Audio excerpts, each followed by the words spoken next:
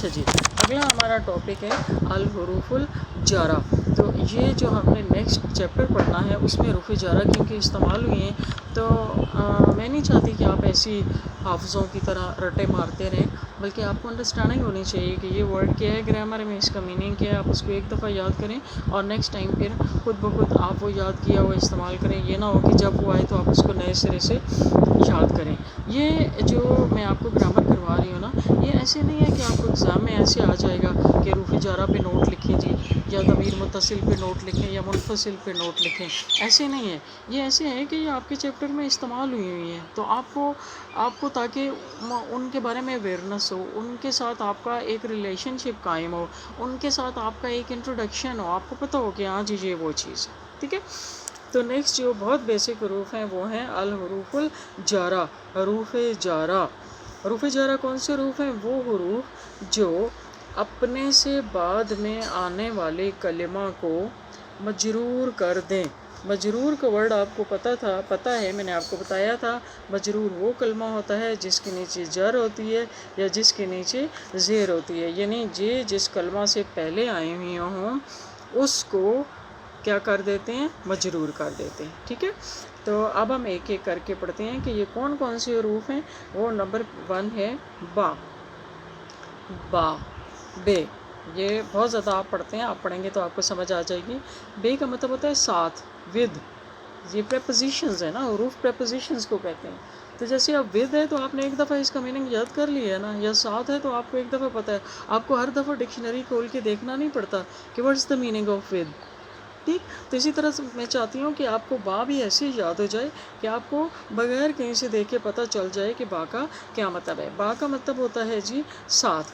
جیسے آپ لکھتے ہیں کتبہ بالقلم، کتبہ اس نے لکھا، بالقلم قلم کے ساتھ. اب آپ نے یہ دیکھا کہ با کی وجہ سے یہ جو قلم ہے نا یہ مجرور ہو گیا، اس کے نیچے جر آ گیا. ویسے تو آپ کو پتہ ہے کہ قلم ورڈ ہوتا ہے، ٹھیک ہے، تو اس کی وجہ سے یہ مجرور ہو گیا. اگلا نیکسٹ نمبر 2 ہے تا.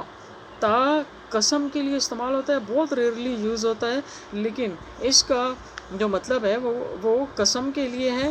جیسے آپ کہیں تاللہ. اب آپ یہ بھی دیکھ لیں کہ تا کی وجہ سے اللہ مجرور ہو گیا. اس کے بعد نیکسٹ ہے نمبر 3 کاف. کافن. کاف کا مطلب ہوتا ہے کی طرح یا مانند. ہم کہتے ہیں نا کہ this girl is like my sister, تو لائک یا کی طرح، اس کے لیے عربی میں ورڈ ہوتا ہے کاف. جیسے آپ کہیں البنتو لڑکی، کالورد گلاب کے پھول کی طرح. ورد کہتے ہیں گلاب کے پھول کو، لڑکی گلاب کے پھول کی طرح ہے. اچھا، ساتھ ساتھ آپ نوٹ کرتے جائیں کہ آپ نے پڑھا کیا ہے کہ یہ جو حروف ہیں ان کی وجہ سے ان کے بعد میں آنے والا کلمہ مجرور ہو رہا ہے، اس کے نیچے جر آ رہا ہے، اس کے نیچے زیر آ رہی ہے. ٹھیک ہے، ابھی تک آپ نے دیکھ لیا بسم اللہ، تاللہ، البنت کالورد. اچھا، نیکسٹ جو ہے وہ ہے لام. لام کا مطلب ہوتا ہے فور، کے لیے. آپ کہیں کہ this book is for me, this book is for the teacher, that pen is for the student. تو یہ کے لیے. الکتاب للطالب، الکتاب للطالب، کتاب طالب علم کے لیے ہے. اب آپ دیکھیں یہ بھی مجرور ہوا. اس کے بعد اگلا ہے واؤ. واؤ کا مطلب، واؤ بھی قسم کے لیے استعمال ہوتا ہے، یہ تو آپ نے بھی بہت زیادہ سنا ہوگا. ویسے ہی لوگ کہتے ہیں واللہ، واللہ، واللہ اللہ کی قسم میں تو جھوٹا نہیں ہوں. ٹھیک ہو گیا. اگلے جو 2 ہیں وہ ہیں منز اور مز. دونوں کا مطلب ایک ہی، اس وجہ سے اکٹھا میں نے لکھ دیا ہے. منز اور مز کا مطلب ہوتا ہے، یہ استعمال ہوتے ہیں شو کرنے کے لیے فلاں وقت سے یا فلاں دن سے.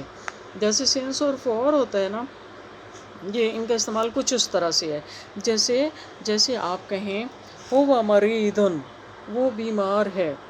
منزو یا مز، دونوں میں سے کوئی ایک لگا لیں گے. منزو یوم الجمعۃ، وہ جمعہ کے دن سے بیمار ہے، وہ جمعہ کے دن سے بیمار ہے.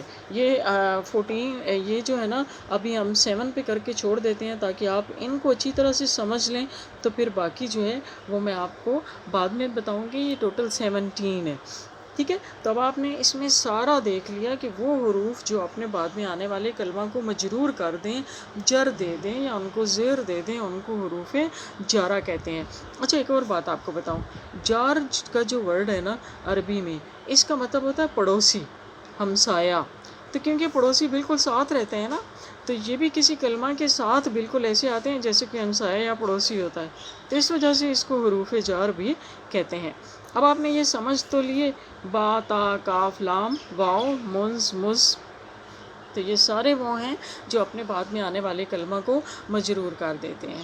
ٹھیک ہے. ان کو تھوڑا سا اس طرح سے رٹ لینا ہے کہ باؤ، تاؤ، کاف و لام و واؤ، منز، مز. یہ آپ کے جہاں تک آپ عربی پڑھتے چلے جائیں گے یہ آپ کو ضرورت پڑھتے رہیں گے، ان کو آپ اوائڈ نہیں کر سکتے. اب آپ نے اس کے حوالے سے جو اسائنمنٹ بنانی ہے وہ یہ کرنا ہے کہ اپنی مرضی سے، آپ اپنی مرضی سے قرآن کریم کی کوئی بھی صورت لے لیں.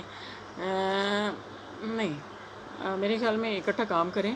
جیسے ہے نا سورہ بقرہ کی آخری جو آیات ہیں، ٹھیک ہے، سورہ بقرہ کا آخری رکوع للہ ما فی السماوات و ما فی الارض، اس کو لے کر وہاں پر اب تک جو آپ نے پڑھے ہیں جتنے بھی حروف جارہ ہیں ان کو آپ نے انڈر لائن کرنا ہے، یا پورا رکوع نہ کریں، آپ ایسے کریں اس کی لے لیں 10 آیات کر لیں. ٹھیک ہے. تو اس میں جتنے بھی حروف جارہ ہیں ان کو آپ نے انڈر لائن کرنا ہے. مطلب وہ 10 آیات لکھ کے پھر حروف جارہ انڈر لائن کر کے آپ نے یہ دیکھنا ہے کہ یہ حرف جار ہے، اس کا یہ مطلب ہے، اس کی یہ ہے. تو یہ آپ کے لیے بڑا انٹرسٹنگ ہوگا، پھر آپ کو سمجھ بھی آنا شروع ہو جائے گی. ٹھیک ہے. جزاک اللہ.